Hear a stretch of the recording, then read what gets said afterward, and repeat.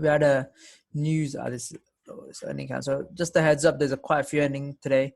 Apple's got earnings coming up later today, same as Amazon and Alphabet. Three big companies have got some earnings coming in later today, which will be around 8 p.m. GMT.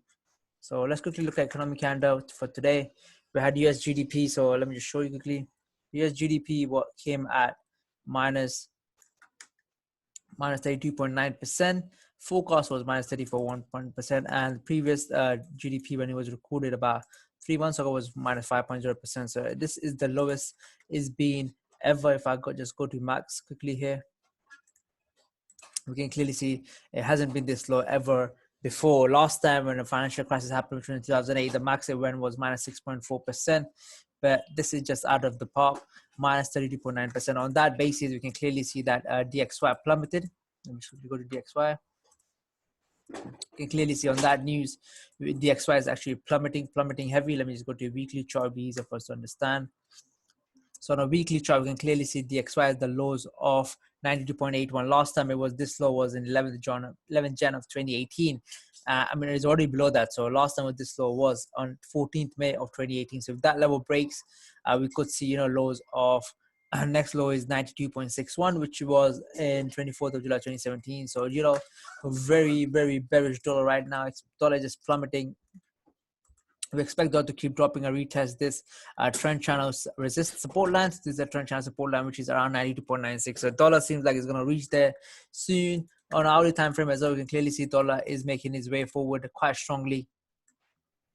If this continues, we are going to see some massive movement upwards from pairs such as USD and GPUs. So we clearly see Euro has broken above that 1.8 mark, which it tried to break for the last 3 years, but today has finally broken above, is on its way to reach at least 1.9 mark, which will be its next resistance level. So quite a bullish Euro right now, just about 75 pips or so, and we reach 1.90 level. And this is going to hurt more because the big news that came off US was initial jobless claims, which is higher again. They're expecting a 1450k rise, but it was 1434, higher than last forecast, indicating jobless claims are still going up in America. And if they do not find a fiscal policy, if they do not fund a fiscal policy anytime soon, it's going to affect the market really badly. And we can see dollar plummeting levels of 89 even, which is very low. It hasn't been this low for quite a long time, for at least not lost for 5 years. So very bad day for dollar today. So expecting a euro to keep rising. For now, forecast is euro to keep rising, but again, is this uncharted territory. So we do not want to enter any trade of euro just off yet. We want to see what happens in it.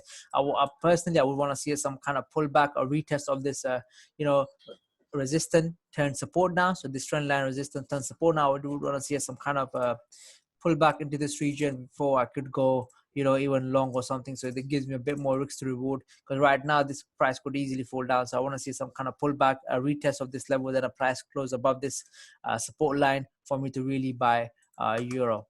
Other pair, we're quickly looking at GPSD. So GPSD is 1.30, officially testing this weekly resistance right now. So let me just go to weekly. I would explain you what I mean by weekly. So this is a weekly resistance, which is currently testing. And if that level breaks, we are going to see our next highs of 1.31, which is, possible. GP could easily reach 1.31 levels. If euro is 1.18, so GP could easily reach 1.3 levels. And we're expecting GP to keep rising for now, 1.31 level. So let's see what will happen. However, we can see for some trades, if I go to a short time frame, hourly time frame. So hourly time frame, we can clearly see similar thing broken above this hourly trend channel. So this was a trend channel currently in a weekly resistance. So we did see price has reached here before. It was 3 in the morning, 3 in the afternoon, but then we had a pullback back to this level, which I'm looking at, which I want to see again. I want to see a pullback back to this region somewhere around here, 1.342 levels, before I could go long and probably put my TP as 1.3104 level. So waiting for a retest at this level might happen, by tomorrow, by when the session closes, for US session closes, when we see a Tokyo session opens up at 12 a.m. GMT.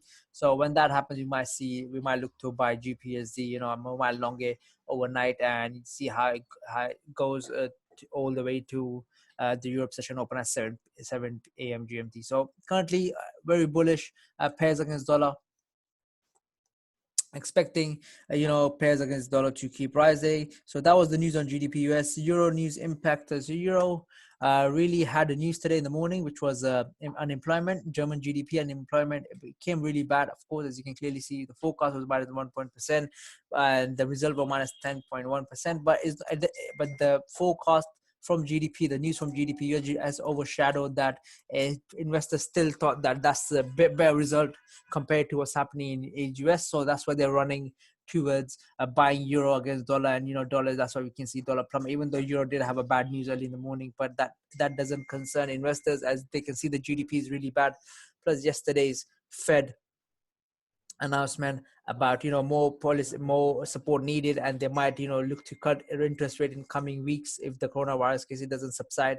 All that is affecting market a lot. All that is affecting a sentiment in the market, and every investor in the world, the big investors, big hedge funds, and big asset managers are saying that dollar is weak, is losing its power, and that's why all that bad news is affecting dollar, and we can clearly see dollar is plummeting and giving rise to pairs such as euro and GBP. Let's quickly look at gold. And what we're looking at gold right now is gold, currently quite low. Retested back, came back to levels of 1940, which it was yesterday as well. So, currently testing this level of 1940 on our time frame, is currently battling this 50 MA resistance. So price hasn't broken above this as of yet. Below it, if this level breaks above in 30 minutes, we might see a break above. And if I see a close above this, then I would say that gold could also rise back to the highs of 1981. But for now, gold looks like it's going to be sluggish because investors are actually running towards zero. So they're pulling out money from gold, they're pulling money from stocks, US stocks, which is US 30, NAS 100. That's why I was trading stocks today, because I knew stocks would be really volatile today and we can get quite easy. So that's just, I was away from stocks today. I might be looking to trade stocks back again tomorrow if I see any opportunity, but most likely I would not trade any more stocks for next day, and probably look at it on Monday, because stocks will be really volatile. There's going to be a lot of big whipsaws which could take us out quite easily. So gold for now, I think it's going to be sluggish. It's not going to move much till end of tomorrow, end of trading week, and on Monday we might see some fresh news coming out from China and US, trade war tension, and how the fiscal policy, how the stimulus is going on. And if there's a good news from that, we might see gold finally dropping more. We might see gold drop more if there's a fiscal policy, if there's a more stimulus announced by government. If there's, let's say, they're looking about 1 point some trillion, if that's announced, then we might see gold dropping more, and then investors will have more faith in dollar and they will start buying dollars so they can buy US stocks. So let's quickly look at US 30. So as I said, US 30 plummeted very heavily all the way back to 262 level, but we did see a small comeback. But again, this comeback is short-lived.